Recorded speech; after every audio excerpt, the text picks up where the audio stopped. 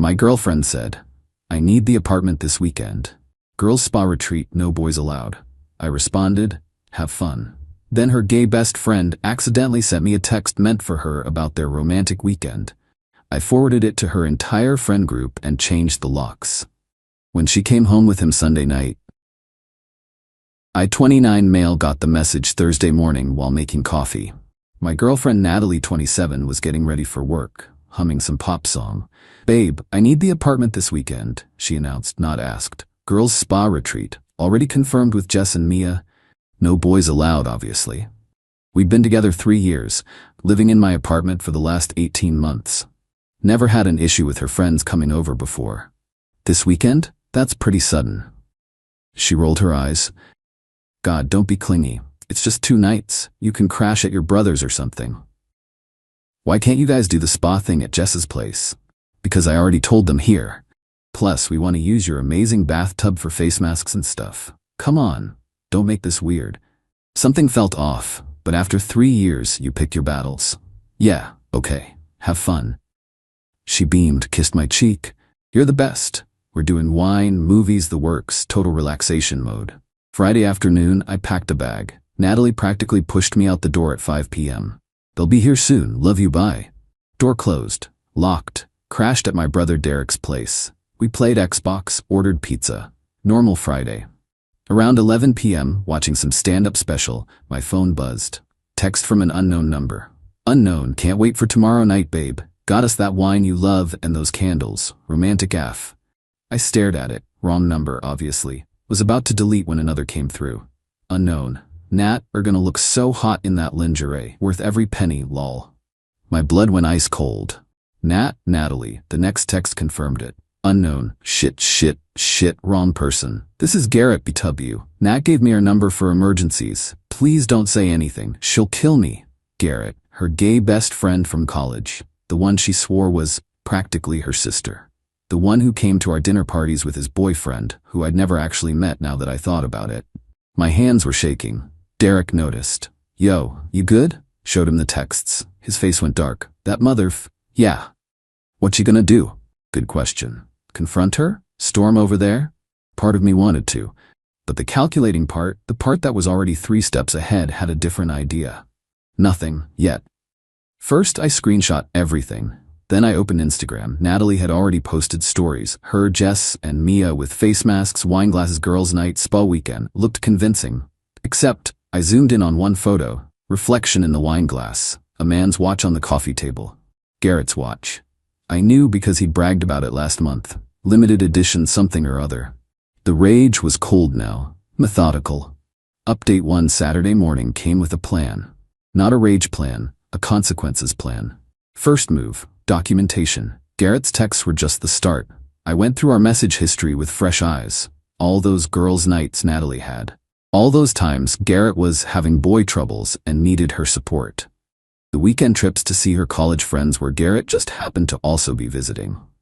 Pattern established. Second move, information gathering. Created a throwaway Instagram account. Checked Garrett's stories. The idiot had posted from my apartment. My couch visible in the background of his chill weekend vibes post.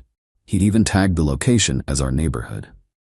Third move, nuclear option prep. See, Natalie had this whole friend group, about 12 girls who did brunch every Sunday, had a group chat called Queens Supporting Queens, the works. They loved drama, but more importantly, they had opinions about cheaters. Strong ones. Natalie herself had gone scorched earth on Mia's ex last year when he cheated, but I wasn't ready to push that button. Yet. Instead, I called my landlord. Hey, quick question. If someone's not on the lease and I want to change the locks, what's the process? If they're not on the lease and don't receive mail there, you can change them anytime. It's your apartment, legally. They'd be considered a guest. Perfect. Natalie had kept her parents' address for all official mail. Never changed it, like the tax benefits or something. Made another call. 24-hour locksmith. Can you come by tomorrow evening? Around 7? Sunday evening? That's $150 extra for weekend emergency rates. That's fine. Saturday night, I barely slept at Derek's, not from sadness, from anticipation. Natalie texted me twice, miss you baby, and girls say hi. I responded normally. Miss you too. Have fun. Sunday afternoon around 3 p.m. got another text from Garrett's number. Hey man, really sorry about those texts, drunk and stupid, or cool for not saying anything. Nat doesn't need that drama. I didn't respond, but I did screenshot it. More evidence of consciousness of guilt, as they say. 4 p.m. I headed back toward my apartment. Not to it, to the coffee shop across the street. Perfect view of the building entrance. Ordered a large coffee, settled in with my laptop. Waited. 5:47 p.m. Jess and Mia left the building, hugged goodbye at the door. No Natalie. 6:15 p.m. Pizza delivery guy went up. Came down 10 minutes later. 6:58 p.m. The locksmith arrived. I met him at the door. 20 minutes, new locks installed, both deadbolt and handle. Old keys useless. 7:24 p.m. Back at the coffee shop. Opened the Queens Supporting Queens Instagram group. Natalie had logged in on my iPad once, saved password. Uploaded Garrett's texts, his Instagram story from my apartment, the reflection photo. The pizza receipt screenshot I'd grabbed from our shared email. 2 pizzas delivered during a girls-only weekend. Added a simple caption, "Hey ladies. Thought you should know what Natalie's girls' spa weekend really looked like. Garrett's not gay, BW. Those texts were meant for her, sent to me by mistake. I'm changing the locks now. She can get her stuff tomorrow with supervision. Just thought you all deserved to know who you're brunching with." Posted. 12 views within seconds. The typing indicators went crazy. Then I waited for the main event. 8:43 p.m. Through the coffee shop window, I saw them. Natalie and Garrett, walking up to my building. She was wearing the dress I bought her for our anniversary. They were holding hands. Watched them get to the door, watched her dig for her keys. Watched her try the lock, the confusion. Try again, the frantic searching through her purse. Garrett looking annoyed. My phone exploded. 15 missed calls in 30 seconds. I let it ring. Then I strolled across the street. Update 2. They were still at the door when I walked up. Natalie spinning around, face going from relief to panic in about 0.3 seconds. Jake, thank God, my key's not working and... New locks, I said, keeping my voice level. Installed an hour ago. Garrett stepped forward, trying to look intimidating. Pretty hard to do when you're 5'8" and built like a yoga instructor. Dude, what's your problem? My problem? I pulled out my phone, showed them Garrett's texts. Wrong person, right? His face went white. Natalie grabbed the phone, read it, looked at Garrett. You absolute idiot! Not, this is a misunderstanding. Not, I can explain. Just anger at him for getting caught. 3 years, Natalie. 3 years and you're banging some guy in my apartment while I'm kicked out for your spa weekend. It's not. We're not. Garrett and I are just what? Just friends? Like you've been saying for how long now? 8 months? A year? She started crying. The tears that used to work on me. You don't understand. You're never emotionally available. Garrett gets me. Gets you. Right? Well, he can get you at his place now. My phone was going nuclear. The group chat had exploded. I glanced at it. Just Natalie DTF? Left my charger there for this? Some girl named Becca. Garrett's not gay? I tried to set him up with my brother. Natalie's phone was going off too, her face crumpling as she read the messages. You told them? You told the group chat? They deserve to know, just like I deserve to know my girlfriend was screwing some dude in my bed. Garrett tried again. Look, man, we're all adults here. Let's go inside and talk about this rationally. Nah, we're done talking. Natalie, you can come get your stuff tomorrow. Bring whoever, I don't care. But supervised. You're not stepping foot in there alone. You can't do this. I live there. You crash there. Your name's not on anything. No lease, no bills, no mail. Legally, you're a guest, and I'm revoking the invitation. She turned on the waterworks full blast. Where am I supposed to go? I hear Garrett's got a place. Very emotionally available. Garrett's jaw clenched. It's complicated. I have roommates. Natalie spun on him. Complicated? You said, we should discuss this somewhere else, he cut her off, glancing at me. The realization dawning on her face was almost worth the whole mess. He'd sold her some story, probably about them getting a place together once she left me. But dude lived with 3 other guys in some cramped rental. I knew because I'd dropped him off once after a party. My phone rang. Natalie's mom. I let it ring. Baby, please. Natalie tried one more time. It was a mistake, a moment of weakness. We can do counseling. Moment of weakness? You planned an entire weekend. Made up a spa story. Posted fake photos with the girls. That's not a moment. That's a whole ass conspiracy. Her phone rang. She looked at it, face going pale. My mom. Yeah, she called me too. Wonder how she found out. The group chat. Someone had tagged Natalie's sister, who definitely told their mom. The infrastructure of her deception collapsing in real time. I need my things, my work clothes, my laptop. Tomorrow, text me a time, you get 1 hour. Bring whoever to help carry boxes. That's it. Started walking back to my apartment. They followed.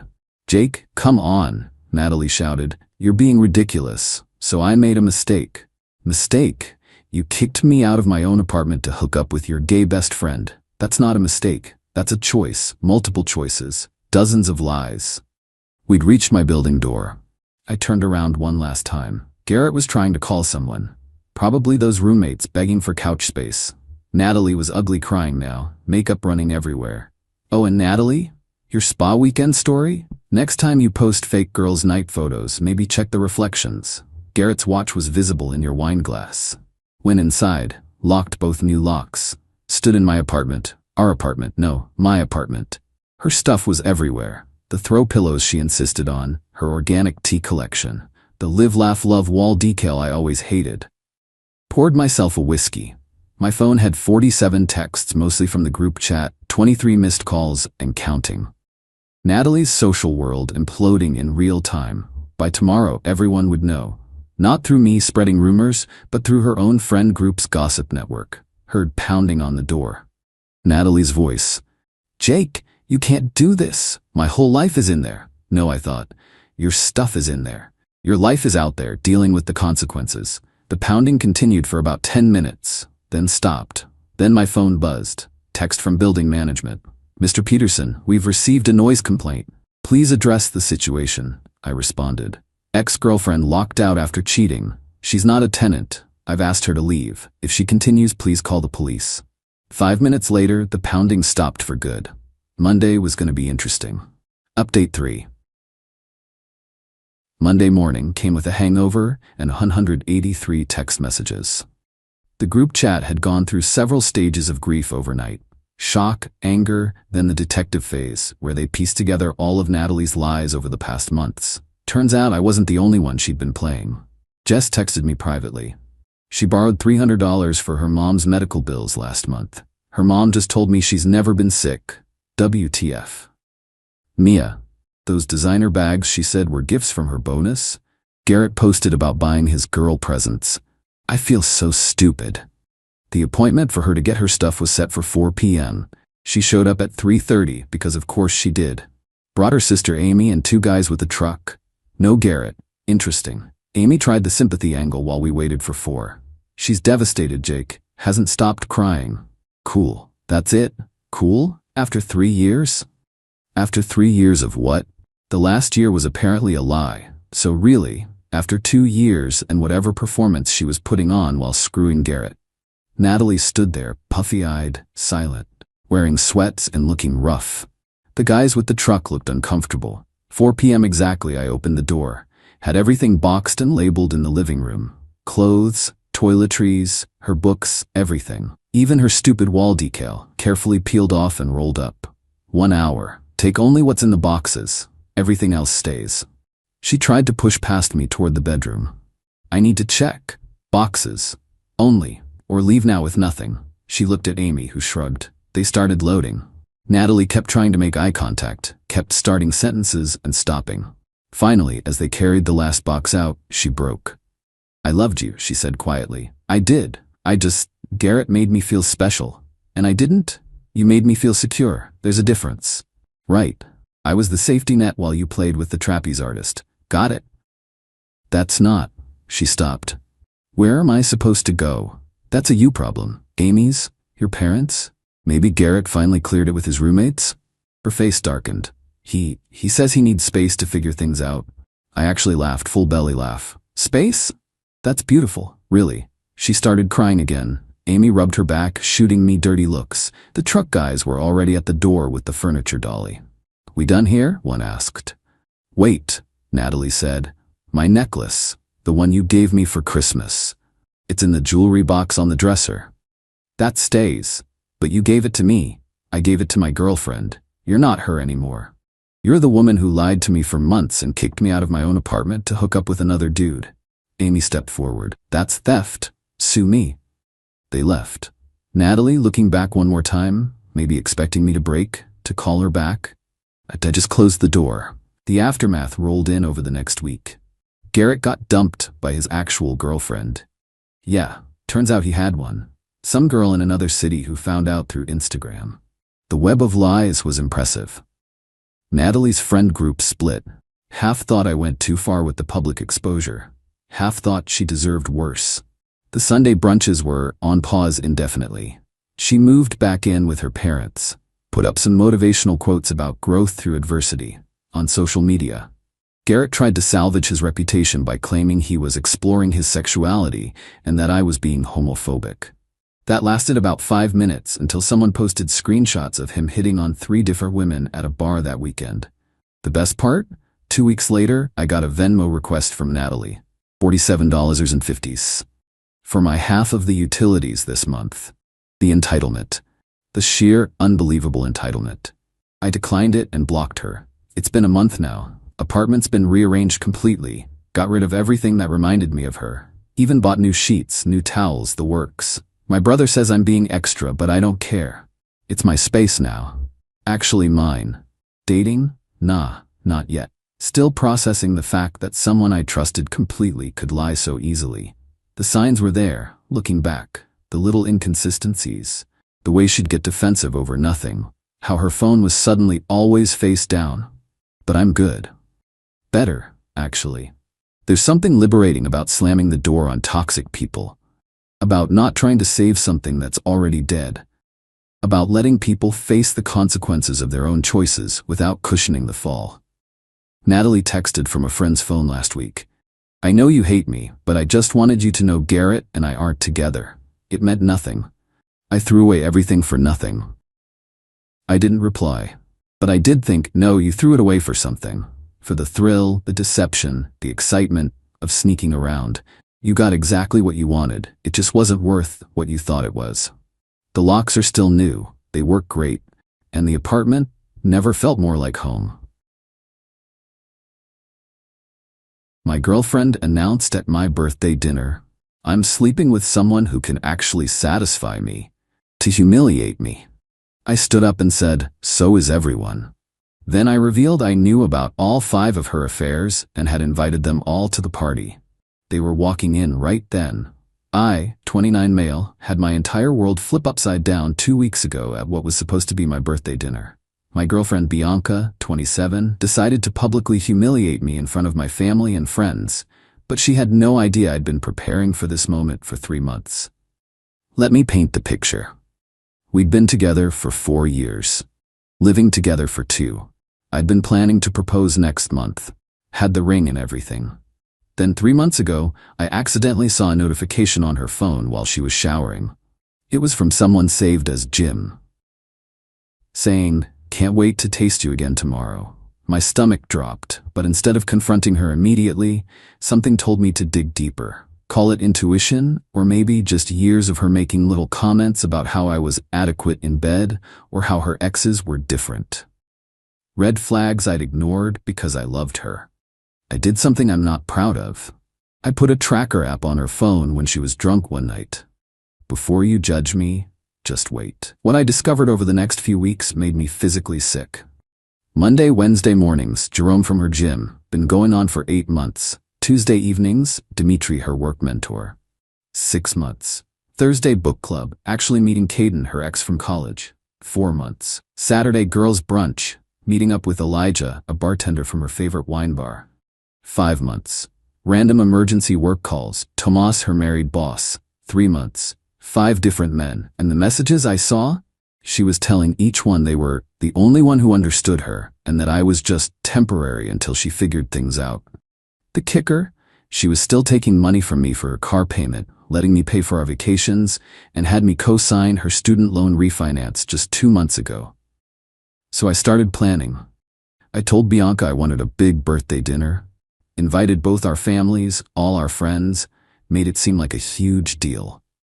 She was annoyed because she had plans that Saturday, aka Elijah, but I guilt-tripped her about how I never ask for anything special. I also did something else. I reached out to all 5 guys. I didn't tell them about each other.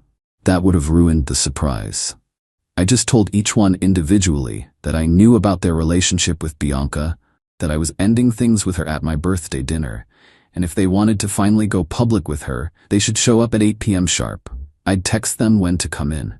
3 of them, Jerome, Dimitri, and Caden, were shocked she had a boyfriend. Elijah knew about me but thought we were basically broken up. Tomas knew exactly what the situation was but didn't care because, in his words, it's just fun. All 5 confirmed they'd come. The dinner was at this nice steakhouse downtown. 20 people there. My parents, sister, brother, best friends, her parents, her sister Gretchen, and some mutual friends. I'd ordered a cake and everything. Bianca showed up late, of course. Wearing this dress I'd bought her for Christmas, looking annoyed that she had to be there. She sat down next to me, barely said hello to my mom, and immediately started texting under the table. We were halfway through appetizers when it started. My buddy Kyle was telling a story about our college days when Bianca suddenly interrupted. "Oh my God, can we please talk about something from this decade? These stories are so boring. It's like being stuck in a time capsule of mediocrity." Everyone went quiet. My mom tried to change the subject to our upcoming vacation that I'd paid for, and Bianca rolled her eyes. "Yeah, another thrilling all-inclusive resort, because Hugo here thinks adventure is trying a different flavor of frozen margarita." My sister tried to defend me, mentioning how I'd just gotten promoted at work. Bianca laughed, actually laughed. "Regional sales manager at a software company. Wow. Alert the media. Meanwhile, people with actual ambition are out there changing the world." That's when she decided to go for the kill. She stood up, tapping her wine glass. "You know what? Since we're all here celebrating Hugo, let me share something. I've been thinking a lot about our relationship lately, and I've realized something important." She looked directly at me with this cruel smile. "I'm sleeping with someone who can actually satisfy me, someone who doesn't think foreplay is optional and lasting 5 minutes is an achievement, someone who actually makes me feel something. So happy birthday, Hugo. There's your gift, the truth." The entire table was frozen. My mom gasped. Her dad stood up looking furious, but at me, like this was somehow my fault. I took a sip of my water, placed my napkin on the table and stood up. "So is everyone." Bianca blinked. "What?" I said, "So is everyone. Everyone's sleeping with someone who can satisfy them. Well, multiple someones in your case." Her face went white. "What are you talking about?" I pulled out my phone. "Should we start with Jerome from the gym, 8 months, every Monday and Wednesday morning? Or Dimitri, your mentor, who's been mentoring you in his apartment every Tuesday evening for 6 months?" The table was dead silent. Bianca's mouth opened and closed like a fish. "Wait, there's more. Caden, your ex, every Thursday at book club. Elijah the bartender, Saturday brunches for 5 months. And let's not forget Tomas, your married boss, who you've been meeting during those emergency work calls for 3 months. Her sister Gretchen stood up. "You're lying. You're just trying to..." "Am I?" I looked at my watch. "It's 8 p.m. They should all be here right about now." Right on cue, the door to our private dining room opened. Jerome walked in first, holding flowers and wearing his best shirt. 6'2", muscled, looking confused when he saw the huge table of people. "Bianca? You said you were ending things with your roommate tonight?" "Roommate?" her dad shouted. Before anyone could respond, Dimitri walked in, also carrying flowers, Rose's nice touch. This middle-aged guy in an expensive suit looking around nervously. "Bianca, darling, I got your text about finally leaving your brother." "Brother?" My mom and her mom said in unison. Caden stumbled in next, younger guy, clearly already drunk. "Yo, B, ready to stop pretending with that gay friend of yours?" Then Elijah appeared, leather jacket, motorcycle helmet under his arm. "Babe, we doing this or what? I got this champagne you asked for to celebrate dumping that loser roommate." Finally, Tomas walked in, the only one who looked completely unbothered. Well, this is awkward. The 5 men stood there, slowly realizing what was happening as they looked at each other. Bianca looked like she was going to vomit. "Surprise," I said. "Gentlemen, meet each other. You've all been sharing something special." Jerome dropped his flowers. "What the hell is this?" Dimitri turned to Bianca. You said you were single. You told me you were in a loveless arranged engagement, Caden shouted. Elijah just started laughing. Oh man, this is beautiful. Tomas shrugged and sat down at an empty chair. Anyone mind if I order? The salmon here is excellent. Bianca finally found her voice. Hugo, you tracked me? You spied on me. No, sweetheart, you left your phone notifications on. After that, you were surprisingly sloppy. 5 different guys? Really? How did you even manage the scheduling? Her mom started crying. Her dad was purple with rage, still somehow directed at me. Gretchen was frantically texting, probably trying to do damage control on social media. Jerome stepped forward, angry. You knew for 3 months and didn't say anything? Why would I? She was going to humiliate me publicly anyway. Might as well return the favor. Dimitri pulled out his phone. I need to call my lawyer. She said she was single. I left my fiancé for her. You what? Bianca shrieked. You said you were divorced. And you said you lived alone. Jerome shot back. I helped you pick out furniture for your apartment. My sister started recording. I didn't stop her. Caden stumbled toward Bianca. Was any of it real? You said I was your soulmate. She said that to me too, Elijah added, still finding this hilarious. She says that to everyone, Tomas commented while flagging down a waiter. It's kind of her thing. Can I get the salmon, medium rare, with the asparagus? Update 1. It's been 2 weeks and the fallout has been insane. First, the immediate aftermath of the dinner. Bianca tried to storm out but realized I'd driven us there. She had to call an Uber while all 5 guys were still there. Jerome and Caden almost got into a fight in the parking lot. Dimitri was on the phone with his lawyer the entire time. Elijah hit on my sister. She turned him down but kept his number. Lamau. Tomas finished his entire meal and even ordered dessert. Absolute legend. Her parents made her move back home that night. Her dad called me the next morning to apologize and thank me for exposing her true nature. Her mom still thinks I'm somehow to blame because I should have been enough for her. Sure, lady, but here's where Bianca's entitlement went into overdrive. Day 2. She showed up at my apartment demanding I give her things. The TV I bought? Hers because we watched it together. My PlayStation? Hers because she sometimes played it. My coffee maker? Hers because she picked it out. She didn't. I had the doorman escort her out. Day 3. She tried to get into my apartment when I was at work. Told the doorman she was still my girlfriend and had forgotten her tea. He called me and I sent him a screenshot of her little birthday dinner speech. He now refers to her as the lady we don't let in. Day 4. I started getting Venmo requests. $2,847 for emotional damages, $1,200 for time wasted, $3,000 for defamation, $500 for therapy needed because of your actions, $10,000 for loss of consortium. I had to Google that one. She was seriously trying to charge me for not getting laid anymore. I responded to each one with the gif of me saying, "So is everyone," that my sister had turned into a meme. It already had 50K views on TikTok. Day 5. She got Gretchen to call me. Apparently, Bianca couldn't make her car payment, the one I'd been helping with, and needed $400 just this once.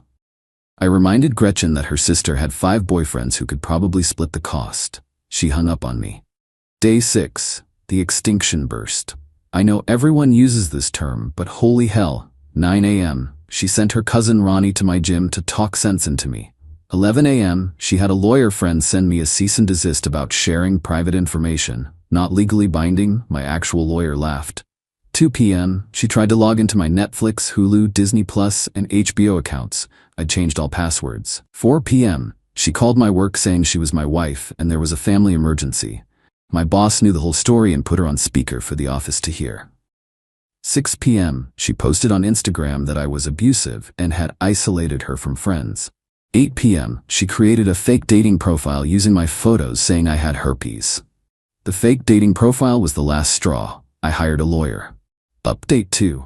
But wait, it gets better. Remember the 5 guys? They each had their own drama. Jerome. Turns out he was engaged. His fiancée found out because Caden posted about it on Twitter. She dumped him, and he tried to move in with Bianca. Her parents said absolutely not. He's now living with his brother and has been banned from the gym after causing a scene. Dimitri. His ex-fiancée took him back, but under strict conditions.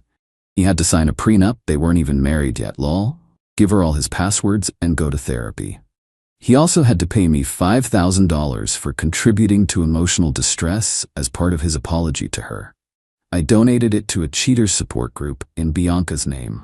Caden posted the whole story on Reddit himself, making him seem like the victim. Someone in the comments found his Instagram and discovered he was also dating 2 other women. They both dumped him. He's now focusing on his music. He's a SoundCloud rapper with 12 followers. Elijah actually thanked me, said I saved him from catching feelings for a psycho. We grab beers sometimes. Decent dude, terrible judgment in women. He's dating my sister's friend now, and they seem happy. Tomas. His wife found out. Not because of the dinner, but because Bianca emailed her with screenshots trying to get her to leave him so they could be together. His wife forwarded everything to HR. Both Tomas and Bianca were fired for violating company policy. Tomas's wife is divorcing him and taking him for everything. He moved back to his home country last week. Update 3. Losing her job sent Bianca completely off the rails. Remember, she just lost her apartment living with parents, her car, couldn't make payments, her job, fraternization policy, all 5 side pieces, her reputation. The video went viral on TikTok, 2.3 million views now. So what does an entitled person do when they lose everything? They double down. The lawsuit. She actually sued me for intentional infliction of emotional distress and invasion of privacy. She demanded $50,000 in damages. My lawyer responded with a countersuit for the $3,000 she still owed me from the student loan I'd co-signed and receipts for everything I'd bought that she took when she initially moved out, before the birthday dinner. Her lawyer dropped her when he realized she'd lied about being single and that I had proof she'd been using me financially while cheating. The smear campaign. She went on a podcast about toxic relationships and spent 45 minutes talking about how I was controlling and abusive. The host asked for specific examples. Her response? He wouldn't let me have male friends. The host asked, "Were you sleeping with these male friends?" Dead silence. Then, "That's not relevant." The episode was deleted, but someone saved it and it became another meme. The family drama. Her parents split up. Her dad discovered her mom had been covering for her the whole time, even providing alibis. Turns out mom knew about at least 3 of the affairs and was helping her hide them because she deserved to explore her options. Her dad filed for divorce and actually called me to apologize again and thank me for opening his eyes to both of them. The new boyfriend. This is the best part. A week after losing her job, she started dating some crypto bro named Konstantin she met on an app. Posted constantly about how he was a real man who knew her worth. She moved in with him after knowing him for 5 days. Plot twist. Konstantin wasn't a crypto millionaire. He was running a pyramid scheme selling investment courses. He got arrested yesterday for fraud. Bianca is now homeless again because the apartment was a rental he hadn't paid for in 3 months. Final update. It's been 6 weeks since the birthday dinner. Here's where everyone ended up. After Konstantin got arrested, she tried reaching out to all 5 original guys. They all blocked her. She then tried to come back to me with a long letter about how she realized what she lost and how I was the only one who really loved her. The letter included 0 actual apologies, multiple references to needing a place to stay, a request to start fresh, a mention that she was willing to forgive me for humiliating her. Her new Cash App username. I sent back a 1-word response, no. She's now living with her mom in a studio apartment. Dad got the house in the divorce and working at a call center. She still owes me $3,000 from the student loan, but my lawyer says it's probably not worth pursuing. The 5 guys. Living with his brother, single, in therapy. Dimitri married his ex-fiancée under the world's strictest prenup. Caden, still making terrible music, now with songs about the experience. Elijah, happy with my sister's friend, comes to game night. Tomas, divorced, deported, supposedly teaching English abroad. Her family, parents, divorced. Gretchen, still defends her sister but admitted to my sister that she understands why I did what I did. Her mom, tried to date one of Bianca's exes, not one of the 5. He turned her down. Me? I'm doing great. The viral video actually helped my career in a weird way. My company loves that I can think strategically under pressure and manage complex situations. Got another promotion and a raise. Started dating Harmony, a woman I met at a friend's barbecue. She thinks the whole story is hilarious, but also a little concerning. Fair point. We're taking things slow, and I'm in therapy to deal with trust issues. Imagine that. The ring I bought? Returned it and used the money for a solo trip to Japan. Best decision ever. The last text. Yesterday, Bianca sent one final text from her mom's phone. I know you hate me, but I wanted you to know that what we had was real. You were the only stable thing in my life, and I threw it away for excitement. I know I hurt you, but you hurt me worse. We're even now. I hope someday you can forgive me, and maybe we can be friends. P.S. Can you please take my name off that student loan? It's affecting my credit. I didn't respond, but I did laugh. We're even? She cheated with 5 different men for months, humiliated me publicly, tried to destroy my reputation, and somehow we're even? The student loan? Yeah, her name's staying on that. Actions meet consequences. To everyone who followed this wild ride, thank you. Your comments kept me sane. To anyone dealing with a cheater, you deserve better. Don't be afraid to stand up for yourself. And to Bianca, if you're reading this, and knowing you probably are, so is everyone is now my Wi-Fi password. Just thought you should know. Edit. For everyone asking, yes, the restaurant staff gave me the dinner for free after witnessing everything. They said it was the most entertaining evening they'd had in years. Edit 2. Caden's SoundCloud rapper name is C Damage, and his new track is called 5 Guys 1 Girl. It's exactly as terrible as you'd imagine. It has 47 plays, mostly from this thread. Edit 3. Just found out Bianca made a TikTok about being a victim of narcissistic abuse. The top comment? So is everyone. The internet remains undefeated.